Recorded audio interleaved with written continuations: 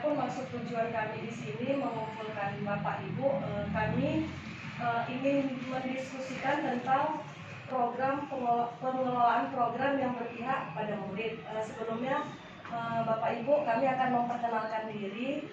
Walaupun kita sudah kenal ya Bapak Ibu, kami dari CGP Angkatan 7 Kabupaten Deli Serdang. Saya Dwi Puspaningrum, Ibu di sebelah kanan saya, Ibu Rahasimon, dan Pak di sana, Bapak Heri Dogi. Di sini kami disuruh untuk menyelesaikan tugas pembuatan aksi nyata di modul 3.3, membuat program atau program yang sudah dilaksanakan di sekolah, dan kami memilih program kegiatan prapembelajaran. Namun selama ini kita melakukan program kegiatan prapembelajaran itu hanya pihak dari kita aja tanpa memikirkan siswa gitu. Jadi dalam program ini kita harus juga melibatkan siswa, di mana di tahapannya kami melakukan melalui pendekatan tahapan bagja, yang dimana di B-nya itu buat pertanyaan. Ini adalah melakukan diskusi dengan kepala sekolah dan rekan guru. Nah, untuk kegiatan prapembelajaran itu bisa memunculkan kepemimpinan murid dari berbagai kegiatan, yang misalnya dari hari Senin itu upacara, Selasa kegiatan keagamaan, di hari Rabunya seni dan bahasa, Kamis seni dan bahasa, Jumat kebersihan, dan Sabtunya di bidang olahraga. Nah, untuk memunculkan kepemimpinan murid itu sendiri, yang pertama itu ada yang harus kita didengarkan dari siswa, yaitu suara. Di mana di suara, pilihan suara itu kita bisa mendengarkan ide, curah pendapat dari siswa-siswa. Jadi contohnya misalnya sekolah dan guru itu dapat mempromosikan suara murid dengan misalnya seorang guru mendengarkan budaya, saling mendengarkan. Jadi mungkin selama ini kita hanya melakukan mau guru aja, tapi siswa tidak pernah kita dengarkan maunya yang seperti apa. Jadi di sini kita juga menerima kritik dan saran dari siswa, baik dari kegiatan pembelajaran ataupun mengenai sarana dan prasarana sekolah. Baru bisa melibatkan murid itu dia melakukan umpan balik, refleksi, misalnya waktu saat pembelajaran apa yang kurang dari waktu kita memberikan pembelajaran. Jadi kita melakukan refleksi sama murid. Baru contoh lainnya dari pilihan suara itu bisa membuat kesepakatan kelas. Jadi sebelum kita melakukan pembelajaran, kita bisa melakukan kesepakatan dengan siswa. Selanjutnya, tadi yang pertama ada tahapan suara, tahapan kedua itu ada tahapan pilihan murid. Jadi di sini saat kita ingin membuat sebuah program, alangkah baiknya kita melibatkan murid tersebut dalam pilihannya. Ada beberapa pilihan yang nantinya dapat dipilih murid untuk membuka cakrawalannya, bagaimana dia tentang pemahamannya tentang suatu program yang akan mereka rancang bersama antara guru dan murid tersebut, gitu kan. Jadi kita dapat mendengarkan mengapa mereka memilih program tersebut, mengapa mereka menginginkan atau memiliki minat dalam program tersebut. Gitu. Jadi saat kita memiliki atau memberikan kesempatan kepada murid untuk memilih suatu hal yang mereka sukai, kita akan memunculkan rasa tanggung jawab terhadap murid tersebut. Gitu.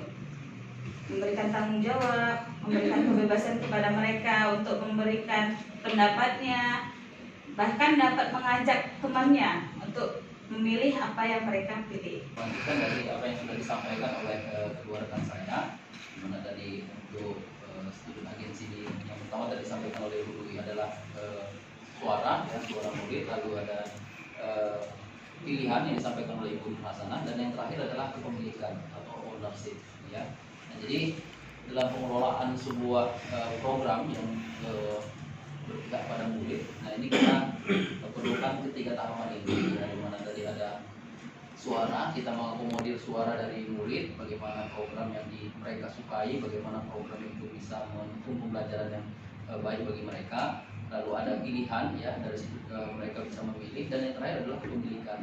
Nah, dengan kepemilikan ini, ya, murid akan diajak merasa terlibat dalam sebuah program itu. Jadi rasa tanggung jawab murid akan lebih besar di sini, dan mereka merasa ini bagian dari mereka karena mereka sudah dilibatkan dalam suara, pilihan, dan yang terakhir adalah kepemilikannya. Ya. Jadi di kepemilikan ini kita bisa memberikan kesempatan kepada murid untuk memilih beberapa kegiatan yang mereka lakukan, ya, misalnya topiknya, lalu memberikan kesempatan bagi mereka mengembangkan minat bakatnya, lalu juga memberikan kesempatan untuk berpartisipasi aktif, ya, dalam pilihan program yang mendukung pembelajaran lokal. Lalu yang terakhir itu memberikan kesempatan untuk murid menilai dirinya sendiri terlibat dalam proses penilaian. Nah, ini kaitannya dengan refleksi, ya. Nah, jadi itulah tadi pengelolaan program yang berpihak pada murid, di mana tadi ada suara, ada pilihan, dan yang terakhir adalah kepemilikan. Mungkin itu paparan yang bisa kami sampaikan terkait aksi nyata yang akan kami laksanakan di program 2 bulan ini. Terima kasih Bapak Ibu. Dalam kesempatan ini kami membuka ruang diskusi yang seluas-luasnya terhadap apa yang kita bahas pada pagi hari ini. Demikian yang bisa saya sampaikan. Saya sudahi. Selamat pagi. Mengenai program pengelolaan program yang berpihak pada Bapak Kepala Sekolah dan Universitas. Baik, terima kasih. Assalamualaikum warahmatullahi wabarakatuh. Waalaikumsalam warahmatullahi wabarakatuh. Selamat pagi, salam sejahtera bagi kita semua. Pertama, terima kasih kepada teman-teman dari CGP Angkatan 7 dan teman-teman guru yang ada di SMA 1 Ibu Pakam. Sudah ikut memikirkan bagaimana mengembangkan sekolah ini melalui perencanaan program yang berpihak kepada murid, yang nantinya dan sebenarnya kita juga sedang melaksanakan kegiatan itu, ya. Banyak hal sebenarnya yang bisa dilakukan lewat aktivitas ini, tidak hanya yang bersifat ekstrakurikuler. Dalam proses pembelajaran sendiri pun sebenarnya ini memang harus diterapkan oleh guru. Jadi ada 3 komponen penting. Yang pertama, suara, memang kita harus mendengar suara mereka. Kita nggak boleh alergi. Sebagai guru sekarang kita nggak boleh mau kita seperti apa. Kan jeleknya itu kita selalu berpikir dulu saya sekolah seperti ini, ya mereka juga harus belajar dengan cara seperti saya ketika sekolah. Ini kalau kita masih belum menghilangkan ciri guru yang seperti ini, saya pikir kita akan sulit mengimplementasikan sistem pembelajaran yang berpihak kepada murid. Jadi suara mereka harus sudah kita dengarkan. Dalam beberapa implementasi sebenarnya sudah. Ketika pemilihan kegiatan pengembangan diri, kita juga sudah melibatkan mereka. Jadi mereka itu kita beri pilihan memilih kegiatan apa yang mereka minati. Cuman ada satu kelemahan, bukan dari muridnya, dari kitanya sendiri yang menjalankan. Tapi ketika murid sudah memilih, kita menjalankannya itu tidak dengan sepenuh hati. Akhirnya mereka juga ragu dengan pilihannya. Di tengah jalan mereka itu ragu. Pada awalnya mereka memilih itu pun karena sistem pengelolaan dan layanan yang diberikan oleh kita sebagai guru tidak seperti yang mereka harapkan. Akhirnya mereka itu sendiri ragu dengan pilihan. Itu contoh-contoh implementasi yang seringkali gagal, walaupun sudah dilakukan proses seperti itu, suara mereka kita dengarkan, gitu kan. Nah kemudian tadi yang kedua itu apa tadi? Pilihan. Nah, setelah mereka punya suara, mereka memilih. Di implementasi kurikulum Merdeka ini di kelas 11 mereka kan memilih mata pelajaran, ya. Walaupun kita belum bisa memberikan layanan persis seperti itu, tapi sudah mengarah ke sana. Karena ada beberapa resiko ketika pilihan itu benar-benar dibebaskan kepada murid. Ada beberapa resiko yang mungkin kita sendiri tidak bisa mengatasinya. Itu terkait dengan ketersediaan sumber daya manusianya juga. Jadi itu sudah seperti itu sebenarnya. Mapel pilihan itu kita dengar suara mereka keluarnya seperti apa, mereka kan seringkali mengeluh.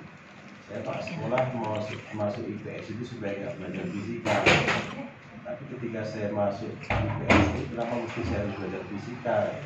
Ini kan keluhan suara mereka, ini kita dengar, pemerintah mendengar. Berarti memang harus dibebaskan memilih, sehingga ada menu mata pelajaran pilihan.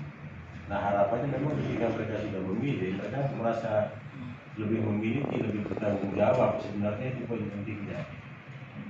Jadi ketika 3 poin ini sudah dilaksanakan, kita dengar suara mereka, kita minta mereka memilih. Kemudian kalau itu sudah berjalan, didukung dengan pengelolaan yang benar dari guru-gurunya, maka mereka akan merasa ikut bertanggung jawab, itulah kepemilikan. Jadi 3 poin penting ini yang memang harus dilaksanakan. Sudah kita mulai, sudah di beberapa implementasi sudah. Nah, tadi dikaitkan dengan kegiatan pembelajaran. Nah, kalau di dasarnya itu saya berpikir sederhana sih. Saya datang ke sekolah ini melihat pagi anak datang dan masuk sekolah pulang, aktivitasnya rutin persis seperti mekanistik. Nggak ada variasinya, nggak ada dinamikanya. Jadi anak itu datang kemarin itu cuma datang, bel, masuk kelas, dan terakhir keluar. Jadi nggak ada dinamika sama sekali. Ada waktu-waktu yang tidak bisa dimanfaatkan. Akhirnya kita isi kegiatan itu. Nah kekurangannya pun itu tadi ya. Tapi sudah berjalan ke arah yang itu karena pengelolaan kegiatan itu kan sebenarnya lebih banyak kepada murid. Jadi akhirnya ketika mereka mengisi aktivitas di hari Senin, nah di hari Senin masih ada kelemahan gitu. Keterlibatan murid itu belum begitu kelihatan dalam pengorganisasian. Mereka hanya melaksanakan masih kan. Pengorganisasiannya itu mereka belum, sehingga dalam tanda petik kelihatan sekali mereka itu belum punya rasa tanggung jawab yang cukup untuk pelaksanaan upacara bendera sendiri. Masih harus diintervensi oleh guru-gurunya. Yang dikembangkan. Dan kemudian kalau dari Selasa, Rabu, Kamis itu sudah mulai kelihatan lah ya peran serta mereka. Tapi masih tetap ada intervensi. Jadi pelan-pelan diharapkan bisa dikurangi. Jadi intervensi dari sekolah itu dari guru-guru itu mestinya pelan-pelan kita minimalisir sehingga mereka itu punya tanggung jawab yang besar. Dan itu tadi memang mereka itu merasa memiliki ini kegiatan kami, ini panggung kami, ini ruang untuk kami, ini memang tempat untuk kami mengembangkan diri. Sampai pada tahapan itu yang harus kita pikirkan. Dan saya senang sekali ketika Bapak Ibu sudah ikut memikirkan tentang ini. Mudah-mudahan ya ada beberapa yang hadir di sini ini kan secara estafet menyampaikan. Dan paling penting sebenarnya mencontohkan kepada teman-teman yang lain untuk supaya tertarikan dan mereka bisa terlibat bersama-sama. Jadi saya sering mengatakan dalam sebuah lingkungan organisasi itu ya sama, hampir relatif sama sih, distribusi manusianya itu sama, rupanya itu normal ya. Yang ekstrim di kiri, ekstrim di kanan itu jumlahnya sama. Nah, cuman ekstrim kiri ini jalannya jauh lebih cepat daripada yang kanan. Kalau kanan kita asumsikan yang potensial, yang cekatan, yang baik, yang peduli. Yang kiri kita asumsikan nah ini yang malas, nggak peduli, nggak bertanggung jawab. Jumlahnya itu relatif sama. Cuman kelebihannya, keunggulan mereka itu, yang kiri itu, mereka itu gerakannya lebih cepat mencari kawan, sehingga dia lebih mempengaruhi yang lain. Sementara ini yang kanan ini, yang potensial ini, kecenderungannya itu pasif, tidak berusaha mencari kawan gitu. Akhirnya yang kiri bergerak lebih cepat, yang kanan stuck. Akhirnya ya lebih banyaklah komunitas diisi oleh orang-orang yang cenderungnya itu apatis, diam, tidak mau tahu, pokoknya seperti ini jalan sudah. Jadi teman-teman ini harus lebih mempercepat gerakannya melalui aksi nyata, melalui keteladanan, melalui contoh. Jadi harus punya daya tahan yang cukup, resiliensi. Jangan gara-gara macam sekolahmu aja langsung kita pun ciutnya dia. Iya juga ya, bukan sekolah kapan pula aku capek di sini. Gaji samanya. Kalau sudah ada pemikiran seperti itu, maka ya kita akan pada posisi yang sulit untuk bergerak maju. Jadi harapan saya sebagai dari sini, ya teman-teman ini harus tetap bergerak dan punya daya tahan yang cukup untuk mendengar suara-suara miring dari teman-teman, dan di mana itu selalu ada. Saya juga sering mendengar suara itu, cuma saya tetap jalan ya sesuai dengan kesanggupan, dan teman-teman masih tetap sanggup. Tapi saya yakin jika ada teman-teman yang bergerak bersama seperti ini, kita pada waktu nanti akan mencapai impian kita untuk berlayanan sebesar-besarnya bagi murid, berpihak kepada murid. Jadi pembelajaran diferensiasi itu pun harus kita mulai dari dulu, nggak usah berangkat dari teori. Ya, kalau dari teori itu susah mau implementasinya, berangkat dari kesadaran bahwa anak-anak yang berbeda harus diberikan layanan dengan cara yang berbeda. Berangkat dari sana aja. Terus implementasinya gimana? Sesuai dengan kondisi. Jadi nggak perlu baca teori sampai habis, itu mudah mempelajari, mudah menjelaskan, susah mengimplementasikan. Tapi kalau itu berangkat dari kesadaran, mereka yang berbeda, mereka punya kebutuhan yang berbeda, kita berusaha mencarikan cara yang berbeda untuk mereka supaya belajar dengan dimulai dengan kondisi awal mereka. Saya pikir itu terima kasih ya.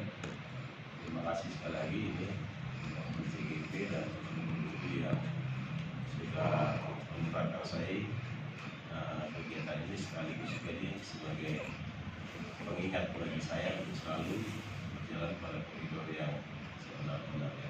Terima kasih. Terima kasih Pak untuk tanggapannya. Pada Bapak Ibu guru yang lainnya yang ingin memberikan tanggapannya, saran atau memberikan kritik dan saran, silakan. Ada Pak. Oke, Ibu ada tambahan? Ya. Baik, di sini kegiatan pembelajaran itu merupakan kegiatan kokurikuler, di mana penguatan dari kegiatan intrakurikuler. Kalau intra kan dia pada saat jam pelajaran, kalau ini kokurikuler penguatannya gitu. Jadi hal yang harus kita perhatikan bahwa setiap anak itu unik, memiliki minat dan bakatnya masing-masing. Terkadang kita juga, orang itu ternyata bisa melakukan hal yang lebih dari apa yang kita pikirkan gitu kan. Nanti kita maunya A, ternyata anak itu bisa melakukannya lebih dari yang apa kita pikirkan. Bahwasanya setiap anak itu memiliki minat dan bakatnya. Jadi kalau kita mengharapkan anak ini A, yang pastinya dia punya kelebihan. Kalau kita belum paham, karena kita belum tahu di mana anak itu unggul di bidang mana, bakatnya di mana. Baik, terima kasih untuk waktu dan kesempatannya. Apabila di sini kami ada kata-kata yang salah, kami mohon maaf. Sebelumnya, Assalamualaikum warahmatullahi wabarakatuh. Selamat pagi. Waalaikumsalam warahmatullahi wabarakatuh.